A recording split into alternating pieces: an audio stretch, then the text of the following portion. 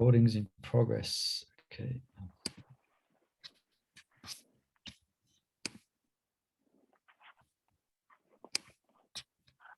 So I just sat down a minute ago and just a bit behind. Okay, I think you see it now, yeah? Yes, thank you. Okay, Hare Krishna. So we're continuing with the story of Acyutananda, who was back to Alex, and continue with the story. Where did we leave last week? What was the yeah, just scrolling back here.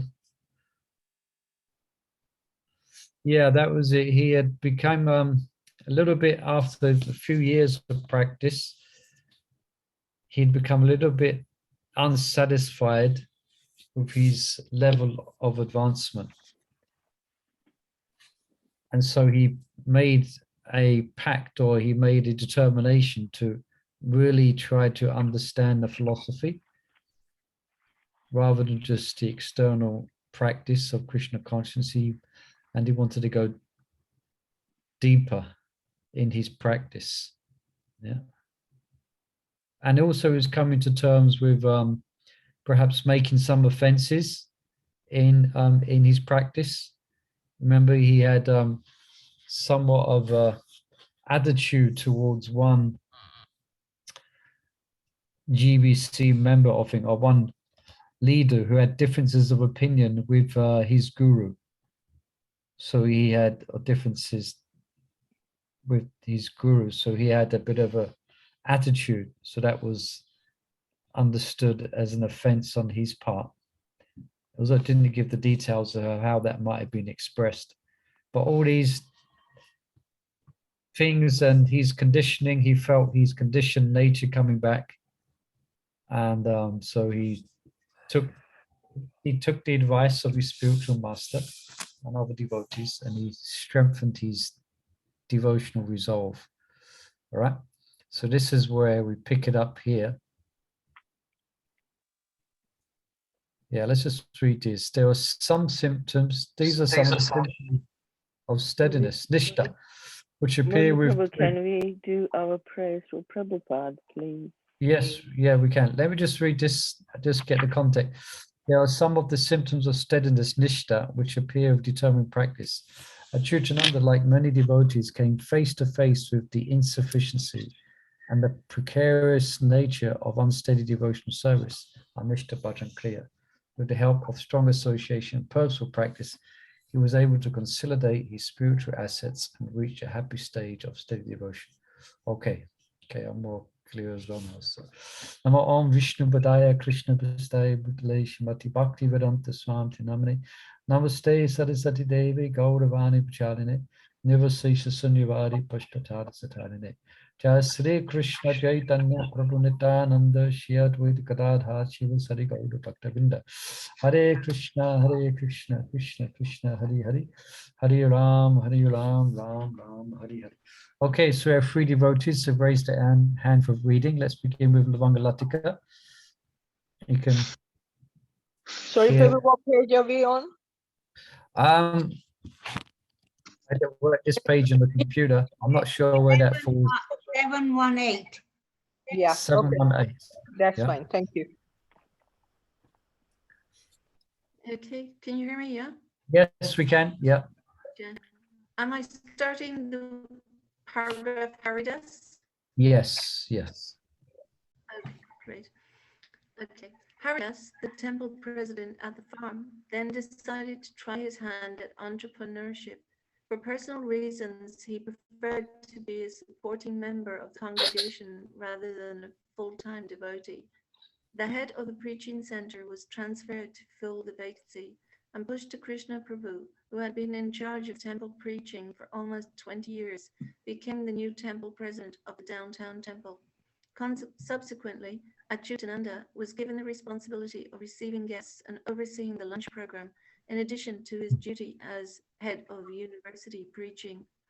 Pushta Krishna and the new farm president then decided to arrange a Kartika pilgrimage to Vrindavan and Mayapur for about 40 devotees. A member A number of his senior sannyasis, Govinda Maharaj included, would guide the devotees. Acyutananda was elated. It would be the first time in many years that he would be with his Guru Maharaj in the holy Dham. Although Silavati would stay back to worship Radha and Krishna, Gaura Hari was also coming along. Although visiting holy places is appropriate for all kinds of devotees, those whose minds are controlled and who are free of material desire, Madhyama and Uttama bhaktas, are especially qualified to do so. Such serious devotees go on pilgrimage for only one reason, to gain spiritual benefit. Acyutananda had been to the holy Dham many times, but this time was special. The company of Govinda Maharaj, Pusta Krishna and Gaura Hari, the ecstatic kirtans, the relaxed discourses, and the special Purushottama month were like monsoon showers of nectar to Acyutananda's budding Krishna consciousness. As that bud opened one petal at a time, Acyutananda felt emotions he had read about in the Nectar of Devotion. These emotions reminded him of the day when Srila Prabhupada had smiled at him from a picture. He had occasionally tasted these emotions while distributing books, in the midst of great kirtans and during exceptional japa sessions. Acyutananda was feeling ecstasy. One day, while visiting the Krishna Balaram Mandir, he entered into conversation with a disciple of Srila Prabhupada. The conversation ultimately turned to the subject of spontaneous devotional service and how it was the duty of all Srila Prabhupada's followers to cultivate it. Acyutananda was reserved. He had read and discussed Srila Prabhupada's many words of caution about spontaneous devotion, especially as it is practiced by Sahajiyas and Babajis in Vrindavan and elsewhere. He felt uncomfortable discussing such an elevated topic while standing in the temple courtyard. He tactfully excused himself and returned to the nearby ashram, where the pilgrims from his yatra were staying. Over the next few days, he pondered what he had heard about spontaneous devotional service and decided that it was best to approach his spiritual master with his questions. Acyutananda thought, I should get guidance on this topic from my Guru Maharaj. What attitude should I have toward this raga marg? The holy places of Vrindavana and Mayapur are impetuses, udipana, that help awaken attachment to Krishna. It is unfortunate that in many cases the residents of these holy places try to forcefully impose attachment to Krishna on the pilgrims. Such preaching is generally an indication of the lack of qualification of the proponents of such so-called spontaneous devotion. At first, Acyutananda was hesitant to approach Govinda Maharaj. He knew how strict his spiritual master was, especially on the topic of imitative devotional service. But Acyutananda was pleasantly surprised by the ease and openness with which Govinda Maharaj received his questions. You should know, his Guru Maharaj replied, that regulative practice is our sadhana, and the spontaneous love of the Rajvasis our sadhana. However, regulative practice eventually leads to spontaneous cultivation. Srila Prabhupada was guarded about voicing these things, but he wrote about them extensively in his books. Read his Chaitanya Charitamrita to understand what our acharyas have written on the subject. If you feel that those instructions apply to you, consider deeply how you would incorporate them into your life. At the same time, you should continue to externally conduct yourself in exactly the same way as you do now. When you think you have the answers to these questions, we can talk again. Shall I keep reading? Yeah, I could read one more section up to this, at the end of this page. Yeah. Acyutananda was honored by the trust his spiritual master had shown in him. He also recognized that Govinda Maharaj was testing him. If he could maturely understand Srila Prabhupada's teachings on Raganuga Bhakti without making a public issue of what he had read, Govinda Maharaj was willing to discuss the matter further. If he could not, then Acyutananda could expect his spiritual master to rein him in and continue to guide him as before, perhaps even under closer supervision. A few days later, he came to know that Govinda Maharaj had informed Pushta Krishna of their talk. Pushta Krishna would join Maharaj in monitoring him. Acyutananda vowed that he would not let them down. Inspired by his Vrindavan encounters, he would study the subject of spontaneous devotion, guided by the teachings of scripture and the Acharyas. Acyutananda's interest in Vraj Bhakti was fueled partly by the influence of his Vrindavan Mayapur pilgrimage and partly by what he had read in scripture. This is the beginning of spontaneous devotion mixed with regulative devotion, Ragavadi Bhakti. Considering the caution with which Srila Prabhupada dealt with spontaneous devotion, devotees at Nishta and beyond, well versed in his instructions, will generally temper their eagerness for Raga Bhakti by constant reference to these instructions. This is the path more suited to ISKCON and its members. Careful attention to the rules of Bhakti help check possible deviations that can arise as a consequence of spontaneous practice. Only a few devotees will have unmixed eagerness for Raga Bhakti. Still, that will not in any way affect their external conduct, which stays the same as that of devotees practicing regulative devotional service. It simply means that the mood of their attraction to Vraj Bhakti as they progress from steadiness to ecstasy is slightly different. But both classes of devotees must adhere to ISKCON's laws, as well as the guidelines of what to hear, speak about, and remember, as described in this book. Okay, perhaps we'll pause there. Any particular questions about this? Or reflections? Yeah, I've got a question. You know how Acyutananda was having these feelings and he'd read about it and then he was guided by his guru to that he could go to his guru and get instructions. Yes, yes. There was a senior devotee there who was also overlooking him. Yes. But what I happens? don't know what question's coming. Yeah, go on. So what happens to those who don't have that kind of, they can go to their guru or, you know, how do they find out where they are, what they need to do? Are they, Well, I think, are they going right? You know, like, you know. yeah, Maharaj does address this somewhere. He does address it in Sudha Bhakti Chintamani. Basically, in essence, is that Krishna ultimately, being within our heart, he will make arrangements at the right time and the right place and the right circumstances. If we are truly sincere, then arrangements will be made. It might not be classically with the Diksha Guru, it may be with a Shiksha Guru, it may be inspiration coming from the holy name, which again will be confirmed with devotees. It may come from, and it may come from different places or different direction. Here it's coming, here he is approaching directly his spiritual master. Yeah. Yeah. So say like, for instance, say like for yourself, some of you, you know, your spiritual master has already returned to the spiritual world, but he remains guiding you from the higher perspective of Guru Tattva. So we should, the bottom line is we should have faith in Krishna, that he will direct us, you know. Right. Yeah. And it may be concert, maybe you might speak with devotees amongst yourselves, some of you, or you may learn things from this study here now that we're doing.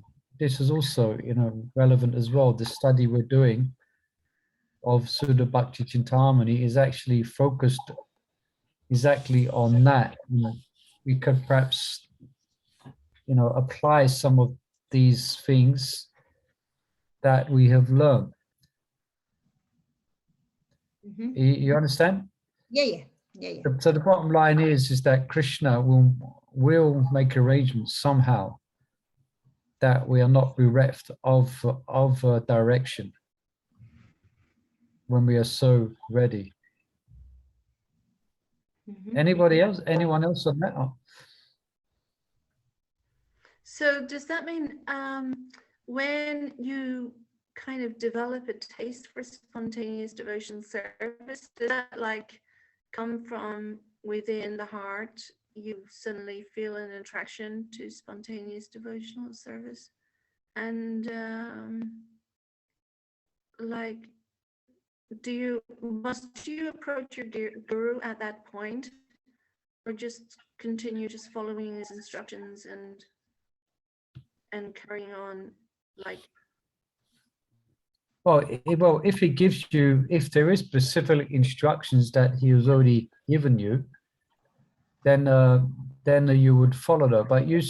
But we would follow the same as Acyutananda, what he's done. So he may be feeling an attraction, say for hearing specifically, he wants to spend more time hearing about Krishna's specific pastimes. Yeah, and for him that is nourishing his spiritual life. He's finding that is nourishing. So then he's approached Govinda Maharaj, and he will reveal his mind. And Maharaj Govinda Maharaj has given him the specific direction as well. So he was very encouraging. So it could say, I mean, I'll just say that hypothetically speaking, let's say Mabula Vangalataka, she's feeling very much attracted to hearing specific Krishna's pastimes and wants to read more of that, then you would consult with your Guru Maharaj, who is present. Oh, Maharaj, I'm feeling I would like to read this, I would like to chant more rounds, and I would like to meditate like this, I like to meditate like that while I'm chanting. You know, and Maharaj will give his direction, give his blessings. Or he might ask some further questions. Does that answer the question, Mabula Vangalataka? Yeah, so you shouldn't proceed on this path without like going from rules to regulations to spontaneous devotional service. Like you should approach somebody who's... Yeah, there should be some, yeah, definitely there should be guidance. Yeah, there should be some guidance, you know.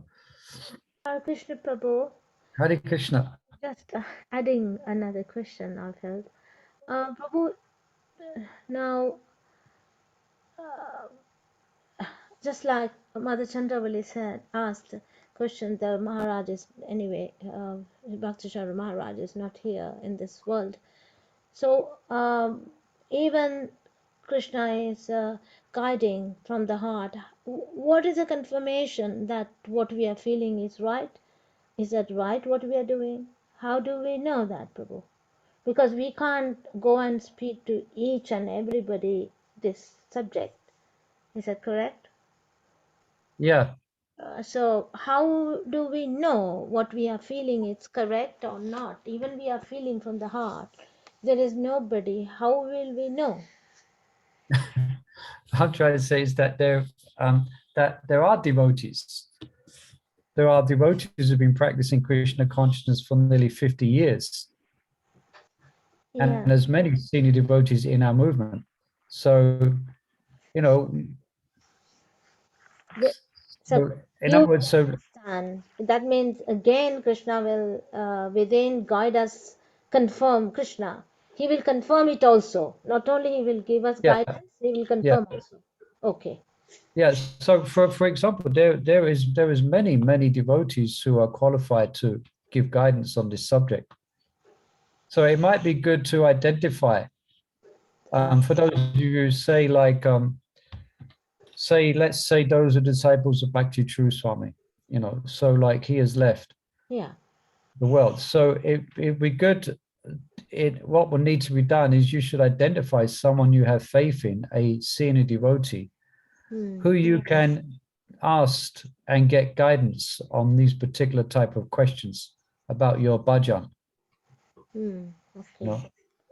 And there is many senior devotees who are happy to give guidance if they're approached in the right way, of course.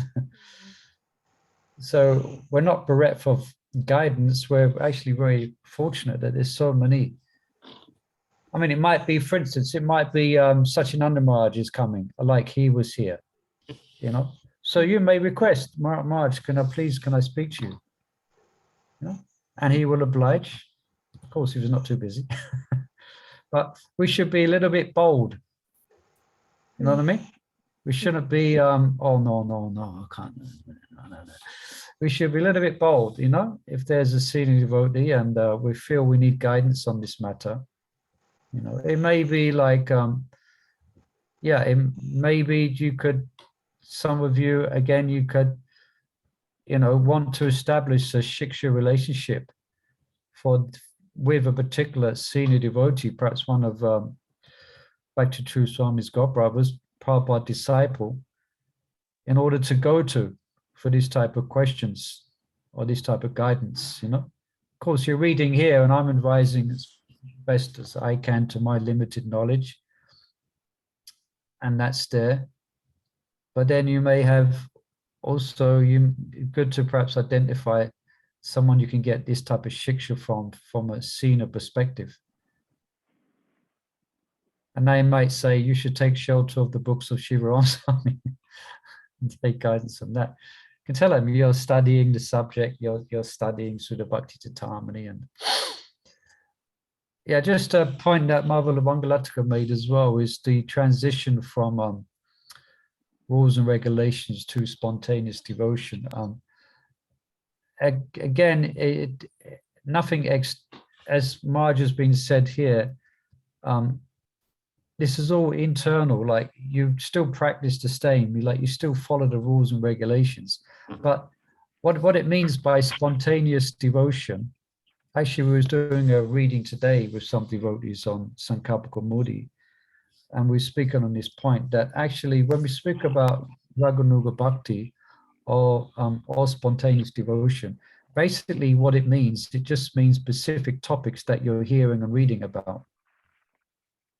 That's what it means. It doesn't mean you're gonna, you know, stay up all night and chant 64 rounds once a week or twice.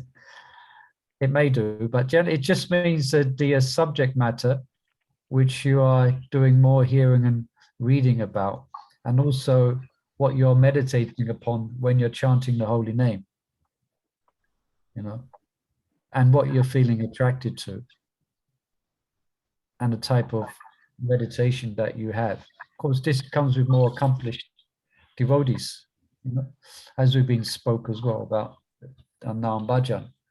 But it's good to have someone, like for some of you, like for instance, like Jayapataka Maharaj, he's got like 100,000 disciples. So you might not get the quality time. 50,000, not 100,000. How many? I think 53 or something.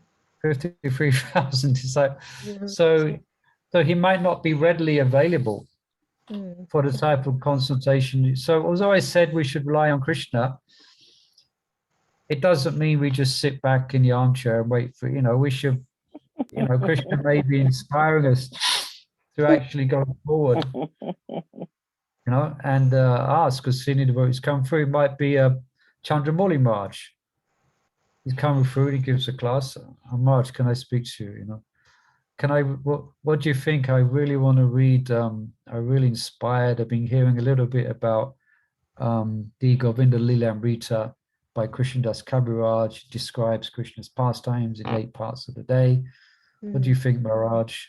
And he might ask some questions. Okay, so how long have you been chanting? And, you know, some other questions, you know. You may, or he might direct you to someone else. You may say, oh, I feel perhaps I don't, you know, not what you should go ask, you know. But we have to be a little bit, you know, eager to get that guidance as well. So it's interesting because I answered, you know, Krishna will make arrangement, but Krishna may, like you heard that story where someone was, there was a flood, and one person, he went to the top of his, you know, this story is coming, and he went to the top of his house because the flood was coming, reaching up to the second floor, and he was a theist, so he was sure that Krishna was going to come and rescue him, or the Lord or God was going to come and rescue him. So then a boat came along, or a plane came along and offered to pick him up. He said, no, the Lord will help me. The Lord will help me. So the helicopter went on its way, and eventually the water rose to the top. He had no other shelter, and as the story goes, then he left the world and he went to what they call the pearly gates. And he was complaining to the Lord, why didn't you rescue me? He said, I tried. I sent a boat, then I sent a helicopter, but you refused. You understand? So guidance is there. We're blessed with so many senior devotees. So we just have to be a little bit bold. We should want this direction. Well, it depends on you individually. For some of us, it might not be relevant, but some of us, it might become relevant at some point. Is it okay? If I can say something, I just Yes, thought. It's like the Mihai. saying, Krishna gives you, but doesn't fill up your bag. That's It's a interesting. saying. We got a bag, Krishna give us a bag, but we need to go and we need to work. And we need to take, to look everywhere. Yeah. Try to understand. Yeah, tam mam papadyanti tam sativa bhajami ham. Yeah, but one thing to note, which, and this comes up in this story, we should get direction from inside our family. That's safe ground. A family being the International Society for Krishna Consciousness. That those who are sold out to Prabhupada's line, those who are faithfully serving Prabhupada's mission. Yeah, we shouldn't step outside of that, because that could cause offenses towards Prabhupada. That could cause problems. Yeah. Just a note. Yeah. All right. Sorry, wanted to ask something else. Yeah. So we follow rules and regulations in performing services. You on the altar doing services and wherever. And at times you need to follow rules and regulations, but you also want to do it a bit like differently. Okay. Yeah. So how do you deal with that? I mean, you should follow rules and regulations. Forget that. That's a must. Yeah, I think, so that'd be a good question to ask Padavida Prabhu. We're having a nice Pujari Sangha on the Saturday. Devotees are welcome to come along to that, be Padavida. So, so there is room, like there's room to express oneself within, say we're addressing the deities, but it should be within a certain parameter, I guess, we have to, how can I say, because like I dress Radha Krishna, so I know part of it, one time I did this turban. It was all flowers, sometimes I like to do flower turbans, I wanted to dress Krishna like Vrindavan Raj Krishna, and he gave feedback on his Facebook that he actually gave me feedback as a head Pujari. He said, can you tell the devotee who were dressed, and it was me, actually dressed on that day, that Krishna's a king. He's the king, and he's not in a village. So I said, I shall tell the devotee. I shall correct him. It was me who dressed that day, but I didn't let him in on that point. So I don't know if I answered your question, Ravachan. Yeah, there is. We can do certain, as long as it, like, for example, it can get to where it can really go off course.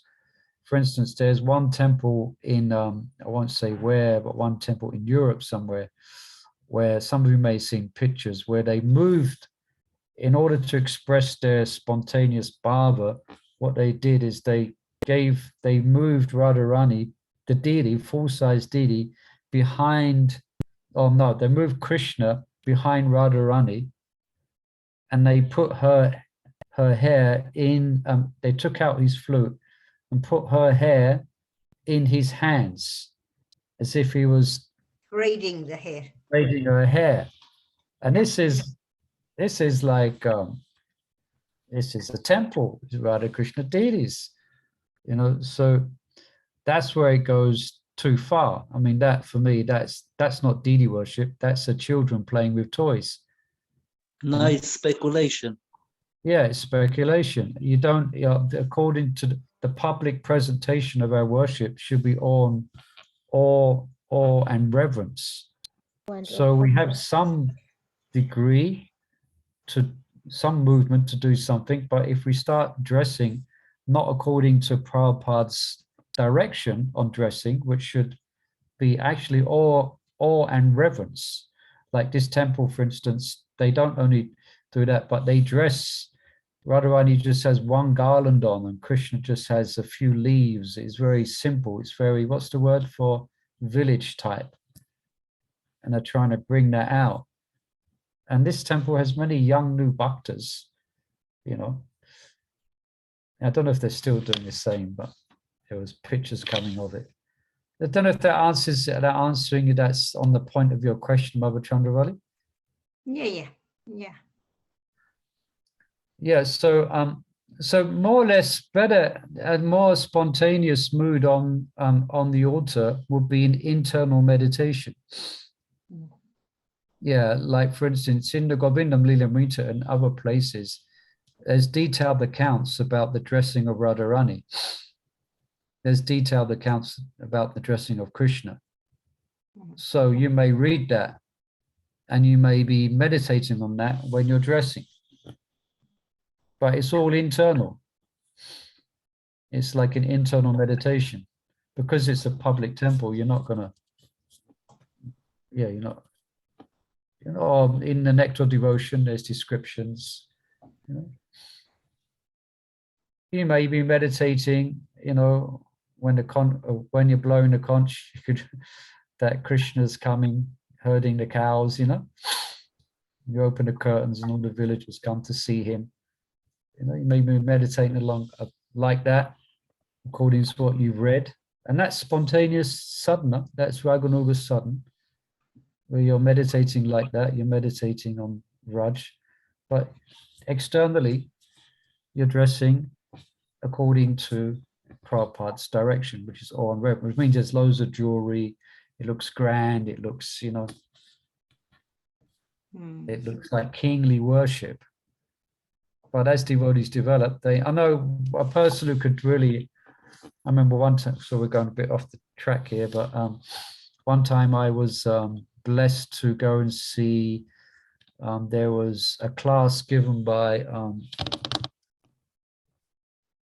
Indra Prabhu, and he was dressing deities. This is the Mayapur Academy in the early days.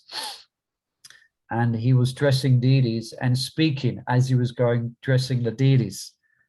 It's still there somewhere on YouTube, you can find it. And I was there for that. And it's completely Raganuga, as you can imagine. Everything he was describing, you know, it was all Radha Krishna Leela as he's dressing Radha Krishna, you know. He was trying, you know, he was trying to kind of hold back on it, but he was supposed to be teaching how to dress, which he was teaching how to dress Radha Krishna. And we had at the Mayapur Academy, then they have deities there that you can practice quote on. So it was completely Raganuga. And he was telling, you know, this is not for everyone, but, you know, according to Raj, you know, when he put the garland on, it's obvious he was practicing Raganuga Sadhana. I think that's quite obvious with Indra. Just hear his lectures, you know. But he was perhaps quite outspoken about it more than some, you know. For some, he was too outspoken about it. At that time, it was a bit too much. He was too outspoken about it for some. Anyway, any other questions or comments on? Yes, like today we were cooking and we were just discussing how Radharani comes to cook Krishna's breakfast, and she really is Rohini, you know. Yeah. how Yeah, Mother that's is like engaging all the gopis and Astasaki, like you cook this, you cook that, you cook this. yeah. You know, In the Govinda Lilamrita, there's a big description, a big chapter on the details of Radharani's cooking for Krishna. It's really interesting. yeah. So it's like, so I was just thinking, you know, how things come up, you know. Yeah, I mean, you find it's not so easy as well. I mean, sometimes I read these books and I read about this, and then I think, okay, and I'll go and dress, but then I end up, instead of thinking about Radha Krishna's pastimes, I'm thinking, what's the time? Got 5 minutes left, and I'm thinking of, you know, other things. But we should, according to our natural inclination and taste, this is the practice of spontaneous. This is the practice of spontaneous devotion, but it should be kept very personal. Like I'm saying these things because I read the books, but I'm not necessarily saying that's what I do. I might try sometimes, but I'm not going to get into it. What my personal bhajan, it's not the place for it. But that is the practice of that's what it means to practice Raganuga Sadhana bhakti. It's a meditation. It's just what you're hearing and chanting about. So when you chant, you know, what are you thinking about? Anyway, we've gone into the excitement of spontaneous sadhu service.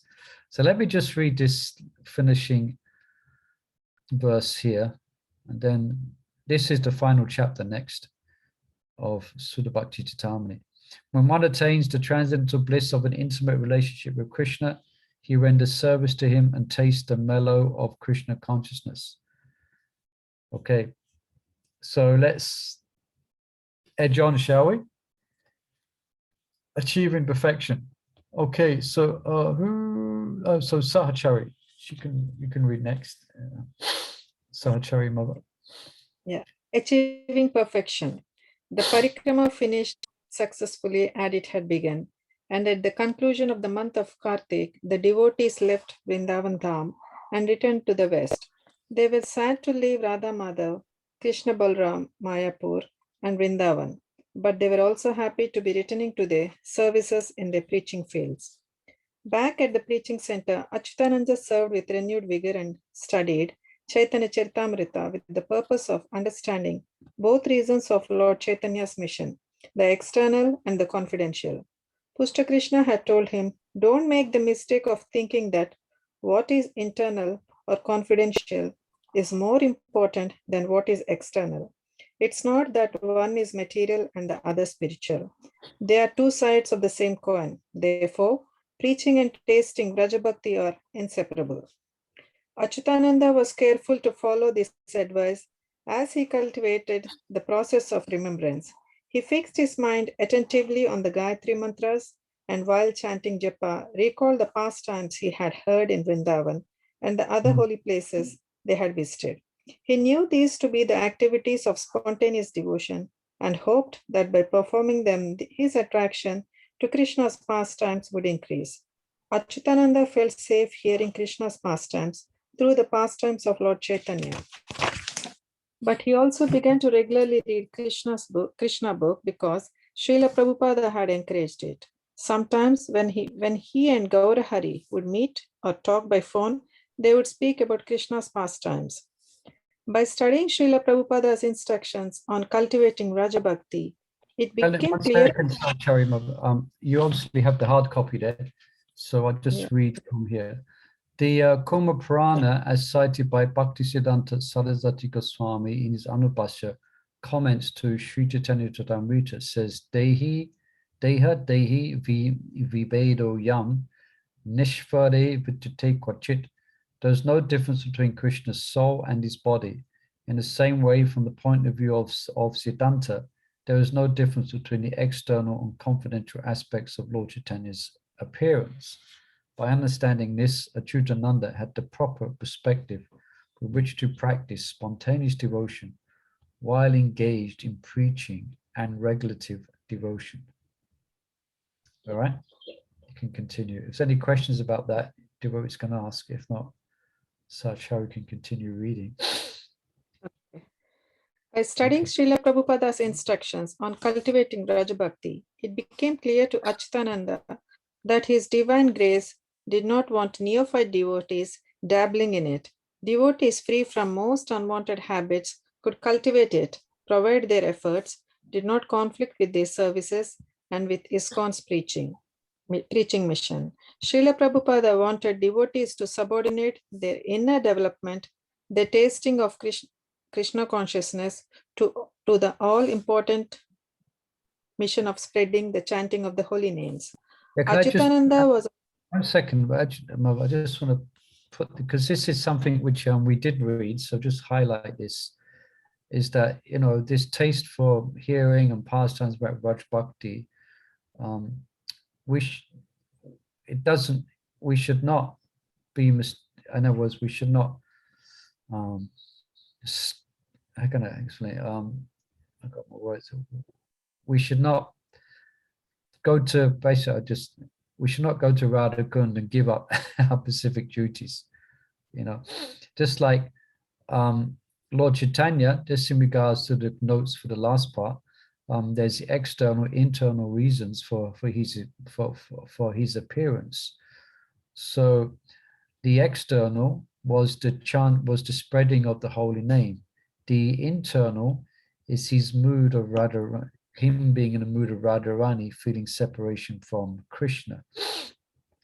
So that did not, Lord Chaitanya himself did both at the same time. He spread the holy name while meditating, while in his mood of Radharani. So both were kind of nourishing each other. It was only at the very last stages of Lord Chaitanya's life that he went into exclusive bhajan, at the last stage of his life. So anyway, so it's interesting because Maharaj is answering the questions perhaps that discussion that we had here. Yeah. So in other words, so as one is getting a taste for these subjects here, it should not conflict with our services. Yeah. It's like if I was, if I said to Doyamora, actually Doyamora, Prabhu, I'm not do any service for the next week. I'm going to chant 64 rounds, so I won't be, I won't be dressing Krishna. I can tell Vamsiva I won't be dressing Krishna, and I won't be doing any more classes. No, it should not conflict with our services. Anyway, let's continue. Hare Krishna. There's any other questions or comments on that? You can continue, Mother. Yeah. Acyutananda also found through his research, yes. Yeah. I was going to quickly ask Acyutananda, you a question. Yeah. Question. Yeah. So when you got your services there, but then you end up thinking, oh, I need to chant, maybe I skip the service, or I'll skip this or that. Is that the right consciousness? You will see. It may be and it may be not. It really depends on the specific taste that we are getting. Like, for instance, I just fast track. At the end of this story, coming towards the end of this story, then I forget who it is. It's Acyutananda or Pusta Krishna. They are, one of them or both of them, they're really feeling, they really made advancement, and they're a Shakti and Bhava. And what they do is they just stay in their room in Mayapur, and they tell the devotees that they're sick and they can't come to class.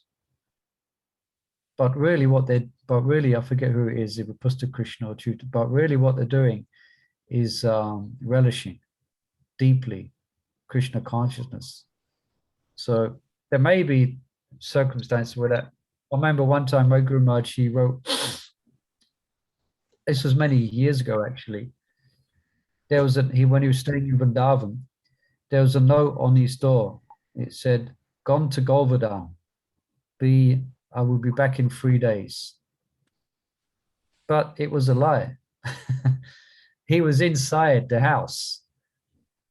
relishing chanting, but he didn't want anyone to disturb him, you know. So he put this note on the door, and his servant at the time, Rupa Raghunath, and he also thought, yeah, Maharaj is going to Govardhan. But then after 1 day or 2 days, then he realized Maharaj was inside the house. So it depends.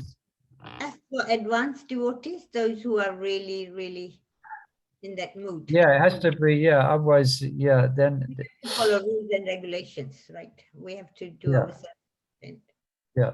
So sometimes you may see devotees will do that. They, senior devotees, they will, for instance, they just may go to Vrindavan for a month and chant 64 rounds a day and make these arrangements and things like that. They may make it may be, yes, so there is license. So as Maharaj says that as a society, we should be able to facilitate spontaneous devotees. So say within a temple, a devotee's been practicing like 45, 50 years, you know, then the management should allow him, if he wishes, to chant 34 rounds a day, you know, and his service here, his or her service would be adjusted to facilitate their increased desire for bhajan. Maharaj speaks about that. That should be how ISKCON should, we should say we should, how can we say, yeah, we should give room and space for spontaneous devotees. But again, this is a case-to-case basis. It's very individual, but these things are there. As one makes advancement, there may be adjustments that one makes to one's, say, morning program or the services they're doing. And without going ahead, but I can't help it. I mean, as it goes on this story, then either Acyutananda Pusta Krishna, then they actually contemplate stopping their preaching activities. He's getting so much taste and so much revelation of his relationship to Krishna. So he's deciding what to do. Let me just stay here. But then he decides, no, let me go back to the preaching field. And he goes back to the west to preach. Anyway, that's coming up. I'm sorry, I'm giving the whole game away. Because there's got to be a point when you got to realize that, okay, I really need to okay, services are there, but you really need to get into understand the philosophy of bhajan. Yes. Yeah, so like that will come with everyone. So when that time comes, we the devotees we can consult and make decisions. And as you'll see, just perhaps let's just continue reading the story, because this all unfolds in this story. Hare Krishna Prabhu, quickly one.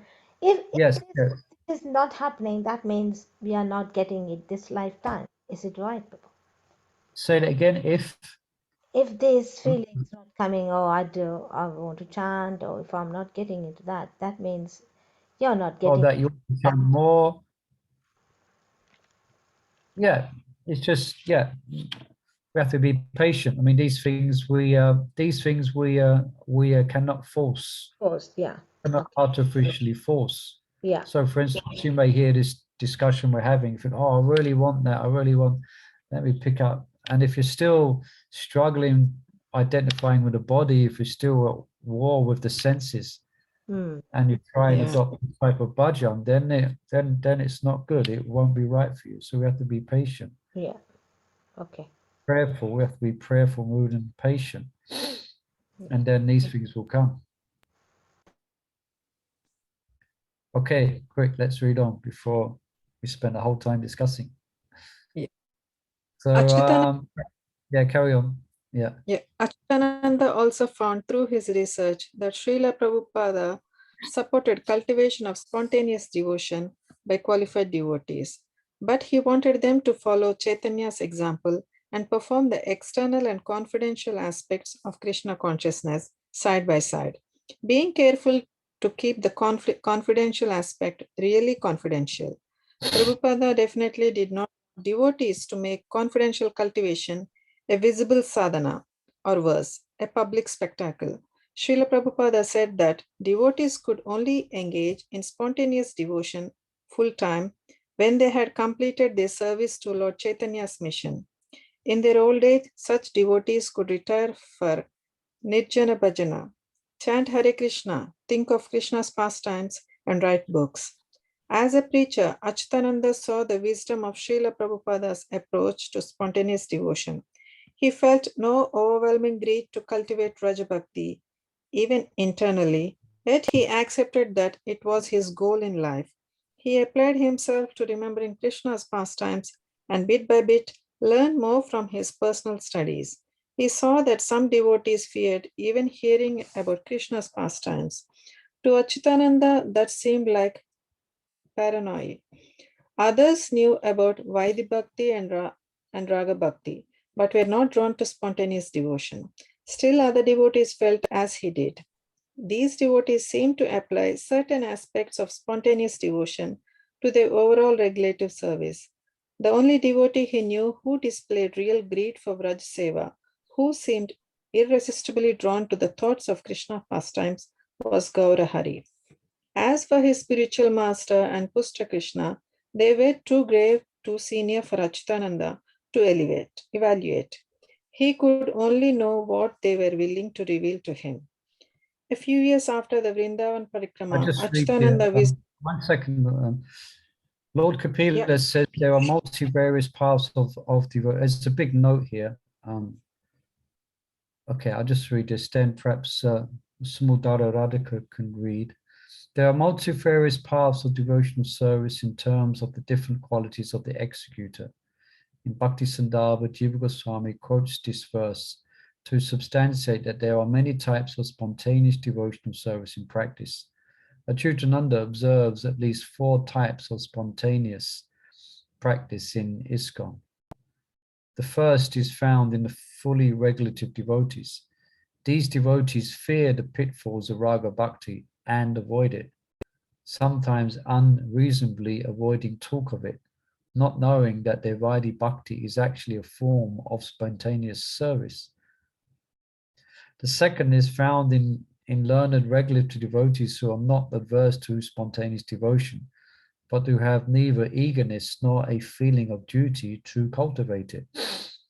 The third resembles Acyutananda's devotion, where he takes up some of the practices of spontaneous devotion with the hope that from such cultivation, greed will come. The fourth is like Gaura Hari's devotion. Gaura Hari cultivates spontaneous service, even at the stage of practice, out of strong eagerness or greed. All right, so very interesting. Perhaps let's just read on for the next 5 minutes. There's a lot that could be said there, but let's read some more. So, Samudara Radhika, Mother, you could read for us.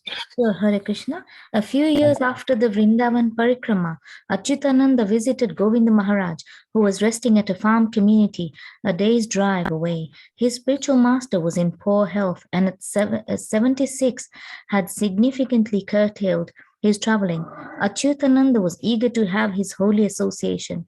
When Acyutananda entered Govinda Maharaj's room, he was taken aback by his spiritual master's gaunt appearance. Old age and a lifetime of traveling had taken their toll. Govinda Maharaj spoke with a weak voice. "It happens to everyone," he said. Acyutananda bowed his head and collected himself. They spoke for many hours. Govinda Maharaj was relaxed, more informal, and more open than Acyutananda had ever known him to be. "What was your conclusion?" asked his guru. For a moment, Acyutananda was uncertain what Govinda Maharaj meant. Then he understood that his Guru Maharaj was referring to their conversation in Vrindavan about spontaneous devotional service. Acyutananda explained his understanding of Srila Prabhupada's teachings and his approach to Raganuga Bhakti. "Thank you," his Guru replied. "You have understood Srila Prabhupada and have made a wise decision. Continue forward. Preach and chant purely. In time, everything will be revealed." Acyutananda then asked a question. "I am not overly concerned. Still, I am curious. How will my eternal spiritual identity be revealed?" Govinda Maharaj answered without hesitation, I'm waiting for the empowerment from Srila Prabhupada and Lord Chaitanya to reveal such things. If it does not come to me by the time you're ready to know your Siddha Deha, then the holy name or Chaitanya Mahaprabhu will personally reveal it to you. Do not be anxious. Have faith in Srila Prabhupada's line. Then again he repeated his assurance. In time, everything will be revealed. And he added with a smile, Ma Shuchaha. The conversation that followed was sweet, intimate, and unprecedented, but it had an unsettling sense of finality. Acyutananda had the same uneasy feeling in their daily meetings that followed the evening Bhagavad Gita class. The last meeting before Acyutananda left was especially sweet. Govinda Maharaj spoke of Srila Prabhupada, Lord Chaitanya's mission, and of Radha and Krishna. I always pray, Govinda Maharaj said, that Srila Prabhupada and Lord Chaitanya would bless me with service to Srimati Radharani. There was a pause, and then Govinda Maharaj continued, the best service to Krishna is service to Srimati Radharani, and the best service to her is to preach about Krishna. If a devotee's preaching pleases her, then she will accept that devotee. In that case, all desires are fulfilled. I tried my best to serve Srila Prabhupada's mission. You do the same. Acyutananda could not bring himself to ask why his spiritual master was speaking as if he were bidding him farewell. When he finally offered his obeisances, Govinda Maharaj pulled him to his chest and embraced him. I am proud that I have disciples like you to offer at Srila Prabhupada's lotus feet. As Acyutananda was leaving, Govinda Maharaj waved to him. If you have questions, ask Pushta Krishna Prabhu. He is an advanced devotee. He does not speak everything he knows, but if you prompt him, he will guide you. Ma Shuchaha. That was the last instruction Acyutananda was to receive from Govinda Maharaj. 2 months later, Acyutananda received news that his Guru Maharaj had passed away. For the first time in his Krishna conscious life, Acyutananda felt alone. He cried, chanted in his room, and reread the letters he had received from his spiritual master. A week later, he received Govinda Maharaj's copy of Chaitanya Charitamrita in the post. It was sent by his personal servant and was signed by Govinda Maharaj to my beloved disciple Acyutananda Das Brahmachari. In the years that followed, Acyutananda tried to fulfill his Gurudev's final instructions. He preached with great enthusiasm to introduce pure devotion into the lives of conditioned souls.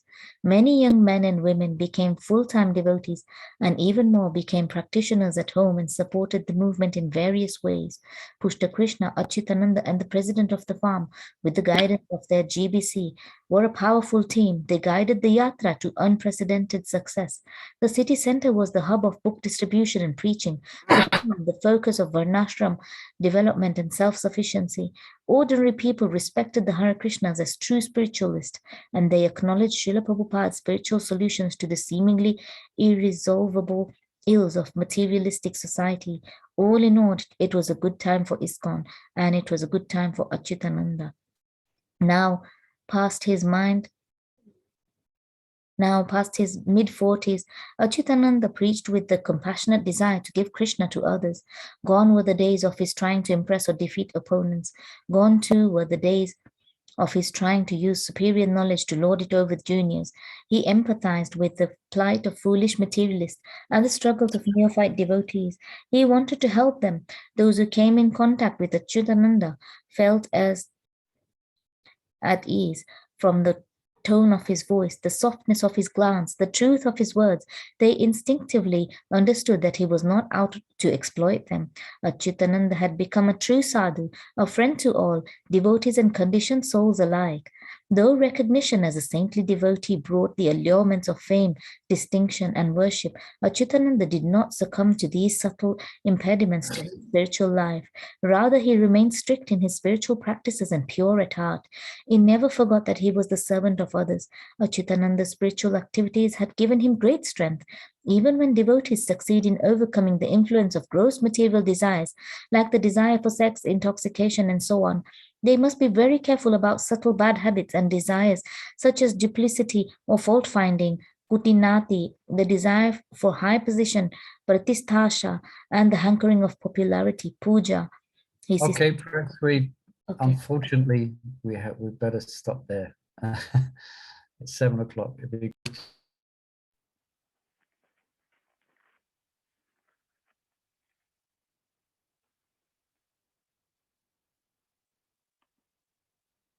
Murli Manohar Prabhu, you are muted. Muted, Can't hear you. Prabhu.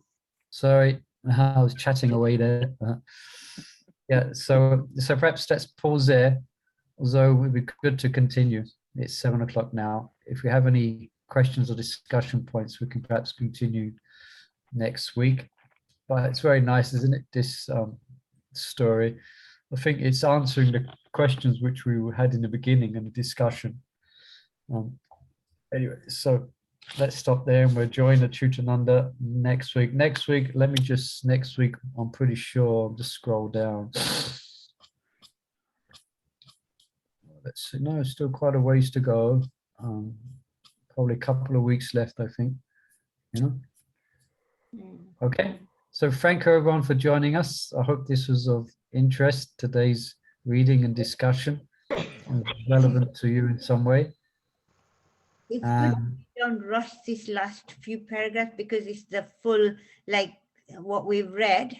It's the end of the whole, what I mean, like, it's like the whole, yes. Yeah. If This is conclusion of a whole study. So and everybody can ask questions and feel, at ease about understanding the whole thing that way. Yeah, very good point. Yeah, we can take as long as it takes to finish. We should, if you get any questions on these points, very good point you're making, John. Yeah, we can only probably we want to listen to the nectar as well, don't forget. We can discuss amongst ourselves. This is very important topic for all, especially a lot of you have been practicing devotional service now for 40 years, 30, 40 years. So a lot of this subject is really very relevant to you and very interesting to others as well. So yeah, let's not rush it. Definitely. Okay. All right. So thank you everyone for joining us and look forward to tomorrow's Krishna Katha. Thank you so much. Hare Krishna. It's great.